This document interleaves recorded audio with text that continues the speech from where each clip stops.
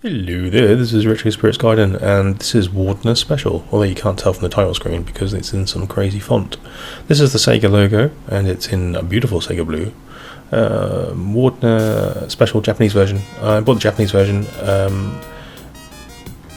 I've played this back in the day, in the arcade, once or twice.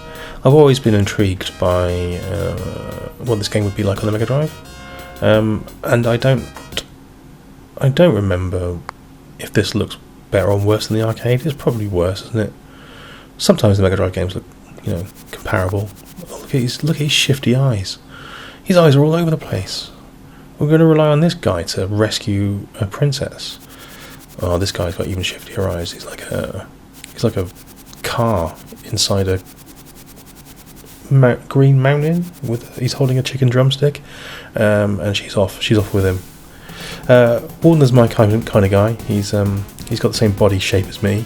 He's got the same dress sense as me and the same haircut. So I immediately feel at home. He resonates. His whole visual and outlook on life resonates with me. I don't know what I'm talking about. I played it back in the day. Don't remember a huge amount about it, apart from kind of enjoyed it. Always been intrigued by how the Mega Drive version plays, and as it happens, is rock bloody hard. We've got some weird collisions on WARDNER. So as you saw there, as soon as you hit something with your head, you just drop straight to the floor, which is going to be annoying on a later section in this very first level. The music is okay. Wouldn't say it was awesome. Graphically, I believe this is fairly similar, although the colour palettes have been swapped slightly. But yeah, what it is a bit like Ghouls and Ghosts. If Ghouls and Ghosts gave you the worst weapon, only the worst weapon to use off the bat. You can't pick up weapons during the level. You have to collect money and buy different types of firearms from a dude in the shop at the end of a level. Thankfully, anything that you buy in that shop, weapons-wise, stays with you if you die. This area here, there you go. He bopped his head and he fell straight to the floor. As soon as your head touches anything, you're straight to your death. This area's taken me... Well, it took me a good 5 to 10 minutes to get past the first time, because you had to work out on each vine where you need to be to reach the next vine and not bop your head. Irritating. So having said that, it's rock hard, and it is rock hard, it's still kind of fun to play. And I do kind of dig the graphics, even though the coloration's a bit odd. Like I say, the music's alright.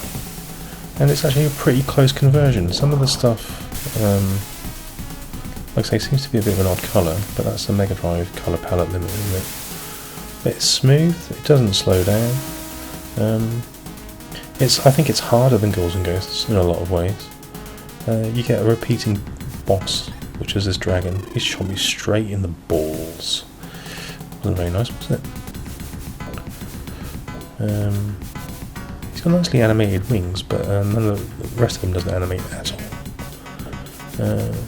I believe in the arcade version, now I'm trying to remember, that the shop was actually part of that background.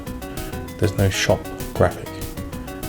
Being in Japanese, I don't know what these things do, obviously.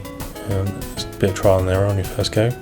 The cape gives you a hit, so it's like Knight Arthur in Ghouls and Ghosts' armour, and you've got a thread there which you can repair the cape to give you an even, just a further hit. You're shooting bunny hopping tramps, which is all groovy.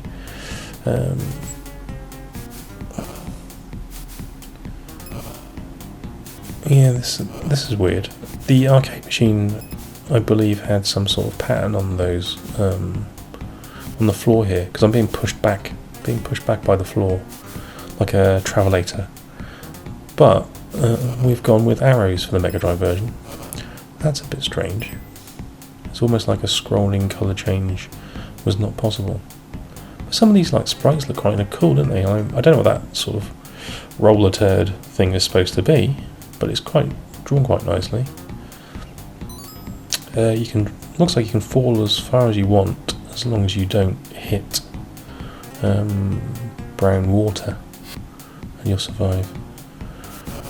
That thing, the green-faced grey thing, is probably the worst sprite in the whole game. I like treasure though. Let's go and get some treasure.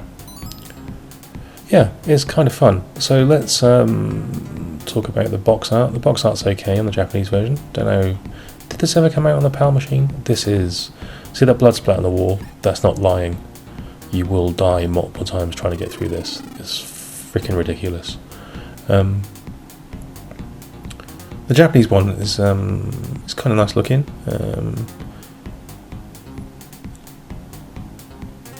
And the like I say, the game's a bit of a one that flew a bit under the radar, I think. I don't know how many people actually played this back in the day. Like I said, I don't remember seeing a PAL copy of this. I think it might have come out in the USA. Anyway, the Japanese version is a fairly expensive game now. It's 60 English pounds. And that's not even for a mint copy. My copy has got like there's a bit of sun fading on it, which is annoying, but hey. Do I think I've got £60 worth? Probably not, but I'm a bit of a sucker for Megadrive games, and that's game over. Very loud tune. Yeah, I'm a sucker for Megadrive games, and like I said, I've always been intrigued by this game. And I don't think I've got particular value for money, but it's a decent game. I wouldn't recommend you spend 60 quid on it. Try before you buy. Don't do what I did and just buy it because you remember seeing it in a magazine back in the day and you thought, oh yeah, I'd like to have a go on that. Have a look at this video, see how frustrating it is, and judge for yourself whether you'd pay 60 quid for it. Or, like I say, use illegal means, download a ROM and try it out first. It's a pretty bare bones package, to be fair. The box art, like I say, the box art is decent, but it's nothing to write home about. It's a Visco game, and there's not a huge amount of those out, but they are kind of... Oh, that was a bit unfair. They are kind of unique games. I think Visco made quite a few Neo Geo games which are pretty good, which I enjoy. But yeah, this is one of their arcade conversions. Looks like they converted it themselves as well, so lovely stuff. See that blood splat on the wall there? Like I said, it didn't lie, did it? I don't know what that thing is supposed to be, that bird thing. It's like a turd with wings. Beautiful. Oh, he's finally got past it. He cannot believe his luck. You can see my fireballs have changed from like a kind of oh dear, bouncing spikes. A thing that lobs out at an angle to a straight line wobbly gun, which is much more helpful. Now this is one of the most irritating things I've ever seen in the game.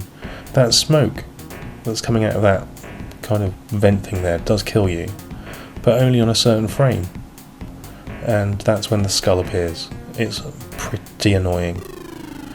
And the gap is only just clearable by the fat little WARDNER dude. So that leads to much frustration too. It's a freaking rock hard platformer game. It's like a bit like Meat Boy before Meat Boy, but not even as mad as Meat Boy. But it's got that similar sort of vibe to it, as you can see. It's pretty decent. I do like it. I don't think it's worth 60 quid though. That's WARDNER. Alright.